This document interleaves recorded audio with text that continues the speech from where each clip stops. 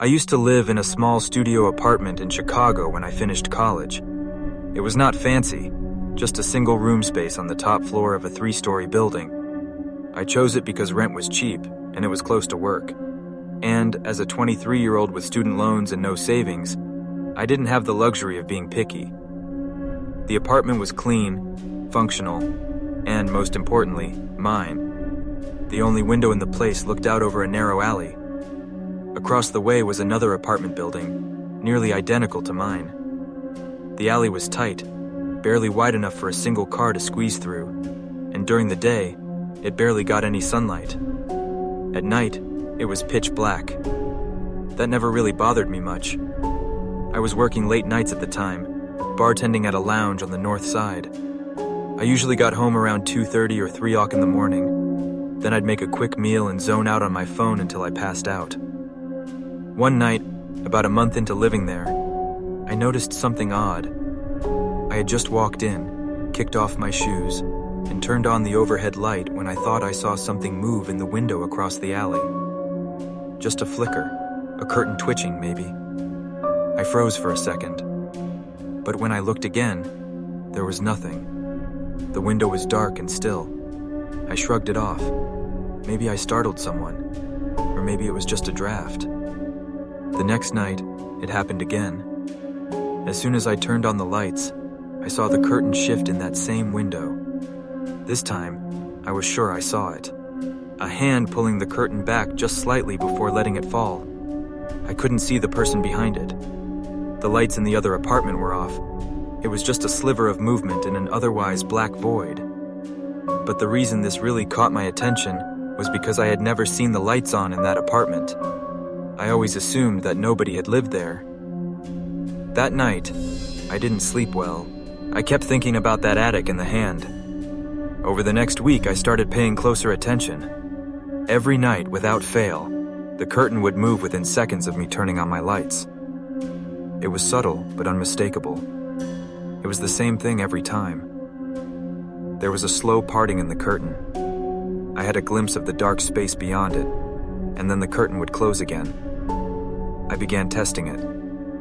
Some nights I would leave my lights off and sit silently by the window. When I did, nothing happened. But the moment I turned them on, even just the dim light by my couch, the curtain across the alley would shift. Someone was watching me. It was obvious. I tried to rationalize it, like maybe someone just liked looking out their window at night. But that didn't explain the timing. It didn't explain the way it always coincided with my arrival. That was too big of a coincidence. I asked my landlord about the unit across the alley, and he told me it was vacant and had been for months. I pressed him, asked if maybe someone had moved in recently, but he shook his head. He even joked that I was being paranoid. I considered calling the police, but ultimately didn't, because I felt like reporting someone possibly looking at me through a window in an empty apartment sounded ridiculous. There was no crime or proof, just a feeling that grew worse every night. Then one night, everything escalated when I came home later than usual, around 4:00 a.m. The bar had hosted a private event, and cleanup ran long, so I was exhausted and not thinking clearly. When I reached my door, I noticed something stuck in the frame. At first, I thought it was junk mail or a flyer, but when I pulled it free, I realized it was a crumpled note. It simply said, "Hey," written in pen. My legs went weak because the first thought I had was the apartment across the alley. So I ran to the window and looked across. The curtain was drawn, and there was no movement. I called my friend Jamie, panicking. She lived across town but told me to come over right away. I grabbed a backpack, stuffed some essentials into it, and got out. The next day, I confronted the landlord again. This time, I demanded to see the apartment across the alley. He hesitated, but eventually agreed to meet there with the key. The place was dusty and completely empty, with not a single piece of furniture. The walls were bare, and the floor creaked with every step, as if the place were 100 years old. But there, in the back room facing my window, was a single metal folding chair. It was positioned directly in front of the window, and they had access to an apartment that was supposed to be locked and empty. The police were called, and they searched the place. I'm pretty sure they took fingerprints, but nothing came of it. The fact that my paranoia was correct the entire time, and that I was in fact being watched, it made me sick, wondering how long the stretches of time that sicko would watch me would be. I moved out that week. To this day, I have no idea who was watching me, how they got in, or how long it would have gone on if I hadn't found that note saying, "Hey." I've considered the possibility of it being the landlord. But ultimately, I had to drop that theory because there's no way in hell he wouldn't have gone over there to remove that chair before bringing me over there. I still dream about that window. And sometimes I wake up in the middle of the night certain that someone somewhere is still watching me. When I was 12, my family moved to a rural area in Oregon, miles from the nearest town. We lived on a large piece of land surrounded by dense pine forest. It was peaceful, quiet, and completely isolating. The house itself was built in the 1940s. It had the old house starter pack with things like creaky floors, a creepy attic, and a detached rundown shed that sat about 30 feet from the back door. The shed was packed with old tools and junk from the previous owner. My dad always meant to clean it out, but he never did. For the most part, we stayed away from it. I remember the first time I noticed something strange. It was a weeknight, close to midnight. I was up reading with the flashlight under the covers when I heard our dog Max barking uncontrollably. Max was a golden retriever, super friendly, but alert. When he barked like that, it meant something was wrong. I crept out of bed and peeked out the window. He was facing the shed, barking into the darkness. The motion sensor light by the back door was on, casting long shadows across the lawn. I couldn't see anyone, but Max wouldn't stop. I didn't go out there. I just watched for a bit until he calmed down. Then I walked away. The next morning, we found deep boot prints in the dirt between the house and the shed. My dad dismissed it, saying it was probably a neighbor or a drifter passing through, but I couldn't stop thinking about it. Over the next few weeks, Max barked at that shed multiple times. Every time we'd look outside and find nothing, but the footprints would be back, and they always led to the shed, never away from it.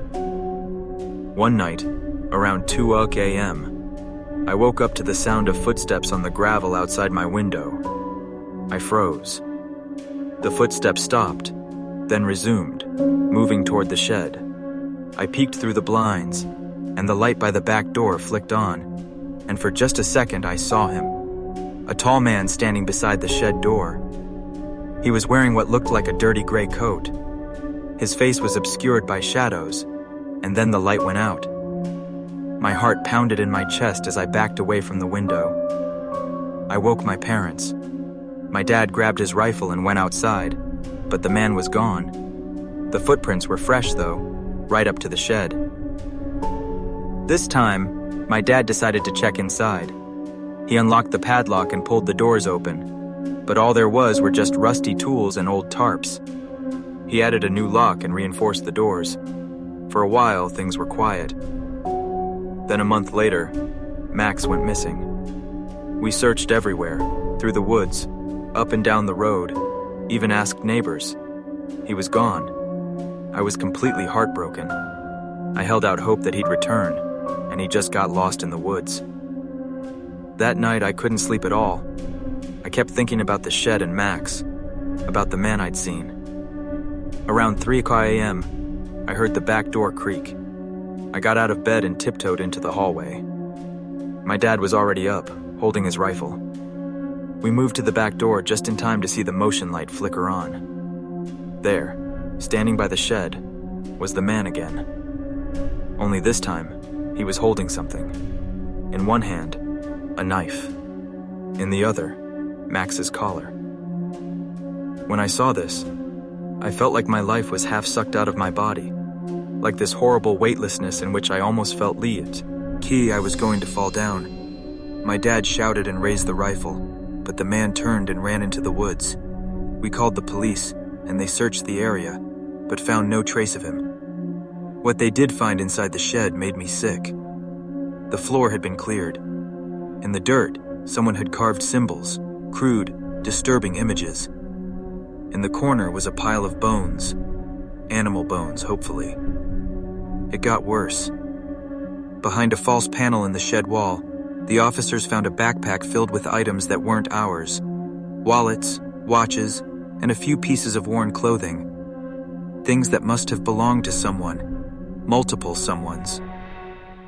The strangest thing was a notebook.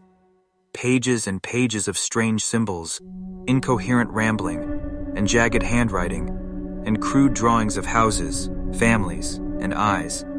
I believe that this was some kind of message to us saying he was watching us, like he's watched other families. The police took all the items that were found. That night, while packing to leave, I looked out my window one last time to the shed. The police tape fluttered in the breeze, and all was quiet. But just beyond it, maybe 10 feet into the tree line, I saw a person's face. But the moment I blinked, it was gone. I screamed my dad's name in a desperate panic, yelling, "He's back!" My dad stormed into the room and looked out the window, asking where he was. I pointed straight at the shed and said he was to the left, right by the woods. He ran to grab his rifle again, and this time he ran outside and screamed like a maniac, while firing around. You can't imagine the anger and frustration of having to be chased out of your own home by a crazy, dangerous person who likely killed your dog. My dad was letting his frustration out in that moment. I know my dad wanted to kill that man. We moved out days later to a much less remote part of Oregon.